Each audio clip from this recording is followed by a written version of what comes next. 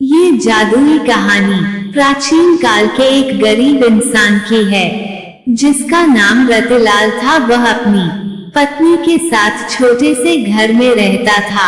रतिलाल दैनिक भिक्षा मांगने जाया करता और जो कुछ भी मिलता उससे अपना और अपनी पत्नी का जीवन यापन किया करता। एक बार सारा दिन भिक्षा मांगने के बाद उसे केवल एक मुट्ठी चावल हाथ लगे और वो अपने घर पहुंचा तो उसकी पत्नी दुखी होकर बोली, घर में तो अनाज का एक दाना भी नहीं बचा है और आप एक मुट्ठी चावल ही लाए हैं। भला इसमें कैसे हम अपना पेट भर सकते हैं। और वह थक हार के घर में बैठा ही था कि द्वार पर एक भिक्षुक आ जाता है और वह कुछ खाने के लिए मांगता है। रतिलाल धर्म संकट में फंस जाता है। अब वो एक मुट्ठी चावल अपनी पत्नी को दे या सामने खड़े भिक्षु को, लेकिन वह द्वार पर आए किसी व्यक्ति को बिना कुछ दिए जाने नहीं दे सकता था। इसलिए उसने वह चावल भिक्षुक की टोकरी में डाल दिया। रतिलाल की पत्नी अंदर काम कर रही थी और जैसे ही वह बाहर आई तो रतिलाल ने भिक्षुक को चावल देने वाली बात बता दी और इस बात को सुनते ही रतिलाल की पत्नी गुस्से में आ गई। तभी रतिलाल ने बताया, चावल के बदले भिक्षु उसे एक पतीला दे गए हैं और उन्होंने कहा है कि अब से खाना इसी में बनाना। रतिलाल की पत्नी गुस्से से कहती है, क्या इसमें पानी उबाल कर दूं, क्योंकि अनाज तो है नहीं और जो आप लाए थे उसको भी दान दे दिया। और जैसे ही वह पतीले को उठाती है तो उसे कुछ वजन का एहसास होता है और वह पतीले को खोलकर देखती है तो चौंक जाती है, क्योंकि उसमें इन दोनों के लिए पका हुआ खाना रखा होता है। रतिलाल की पत्नी के चेहरे में खाने को देखकर मुस्कुराहट आ जाती है।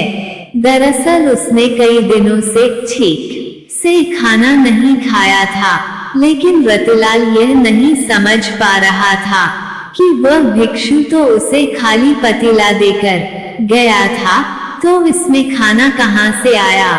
और वह आश्चर्य से यह बात अपनी पत्नी को कहता है, लेकिन वह कई दिनों से भूखी है, इसलिए उसकी बात नजरअंदाज करके खाने को घूरती रहती है और अपने पति से कहती है, बड़े दिनों बाद इतना स्वादिष्ट भोजन देखने को मिला, चलिए खाते हैं। और रतिलाल खाना खाने बैठ जाता है, लेकिन अभी भी उसका ध्यान उसी बात पर टिका होता है, क्या ये बर्तन जादुई पतीला है। भोजन करने के बाद वह अपनी पत्नी से अपने दिमाग में चल रही उथल पुथल के चलते ये बात कहने से अपने आप को रोक नहीं पाया कि जरूर यह जादुई पतीला है जिससे इच्छानुसार भोजन प्राप्त किया जा सकता है। तभी दोनों ने मिलकर पतीले का परीक्षण करने का विचार बनाया और पतीला खाली करके पतीले से दोबारा भोजन बनाने का आग्रह किया और कुछ क्षण में उनकी इच्छानुसार भोजन बनकर तैयार हो गया। ही देखते ही दोनों खुश हो जाते हैं, क्योंकि अब उनकी भूख हमेशा के लिए शांत हो जाएगी और उन्हें खाने के लिए किसी और के सामने हाथ नहीं फैलाने पड़ेंगे। खुश होकर दोनों ने राज्य में ऐलान कर दिया कि वह सारे राज्य को खाना खिलाएंगे। ये बात दूर दूर तक फैल गई कि कोई गरीब इंसान ऐसा धनवान बना है जो पूरे राज्य को भोजन पर आमंत्रित कर रहा है। और अगले ही दिन रतिलाल के घर के सामने हजारों की तादाद में लोगों का हुजूम उमड़ पड़ा, जिनमें से ज्यादातर लोग तो ये देखने आए थे कि भला ये गरीब इतने सारे लोगों को कैसे खाना खिला पाएगा। लेकिन देखते ही देखते एक से एक व्यंजन सबके सामने रख दिए गए और सभी को खुला आमंत्रण दे दिया गया, जितना खाना हो उतना खाए और जरूरत पड़े तो घर भी ले जाए। ये सुनते ही राज्य के सभी लोगों ने जी भर के खाना खाया और अपने साथ अपने परिवार के लिए भी लेकर गए, लेकिन खाना खत्म नहीं हुआ। ये देखकर कुछ लोगों के मन में शंका उत्पन्न होने लगी है और उन्होंने राजा से जाकर शिकायत कर दी कि महाराज, जरूर उसने कहीं से चोरी की है, कि अन्यथा उसके पास इतना धन कहां से आएगा कि वो पूरे राज्य को भोजन करवा सके। और राजा भी सच जानना चाहता था। राजा ने रतिलाल को अपने दरबार बुलवाया। रतिलाल ने जादुई पतीले की बात राजा से कह दी।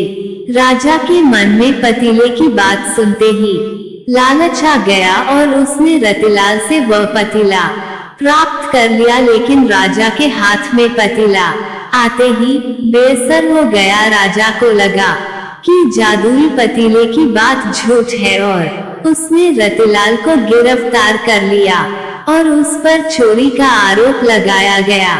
रतिलाल सबके सामने चिल्लाता रहा, मैंने चोरी नहीं की, लेकिन उसकी बात पर किसी को यकीन नहीं था। राजा ने आदेश दिया कि रतिलाल का पतीला नदी में विसर्जित कर दिया जाए और रतिलाल जब तक अपनी चोरी की गलती स्वीकार न कर ले तब तक कारागार में ही रखा जाए। और जैसे ही पतीले को पानी में विसर्जित किया जाता है, राजा के महल में चारों तरफ पानी बहने लगता है और देखते ही देखते राजा का महल पानी की बाढ़ से डूबने लगता है। राजा अचानक अपने महल की ऐसी स्थिति से घबरा जाता है। उसे समझ में नहीं आता कि यह कैसे हो रहा है। तभी वह अपने राज्य के ज्योतिष आचार्यों से चर्चा करता है और आचार्य उसे बताते हैं कि तुमने एक निर्दोष व्यक्ति को कारागार में डालकर अपराध किया है, इसलिए आपके महल की ये स्थिति हो गई है और यदि आपने उसे कारागार से वापस नहीं निकाला तो इस राज्य का सर्वनाश हो जाएगा। उसे आभास होता है कि उससे अधार्मिक कार्य हुआ है और वह भागते हुए रतिलाल के पास जाता है और हाथ जोड़कर कहता है, मुझे क्षमा कर दीजिए, मुझसे बहुत बड़ी भूल हो गई, मेरे महल को बचा लीजिए। नादानी में मैंने आपका जादुई पतीला नदी में विसर्जित कर दिया है, लेकिन मैं वचन देता हूँ कि जीवन में कभी भी आपको किसी चीज की कमी नहीं उन्हें दूंगा। और जैसे ही राजा ने रतिलाल को कारागार से बाहर निकाला, महल में जल का स्तर कम होने लगा। राजा ने रतिलाल को बहुत सी दौलत भेंट की और उसे अपने शाही रथ से उसके घर भिजवाया और एक जादुई कहानी का अंत हो गया।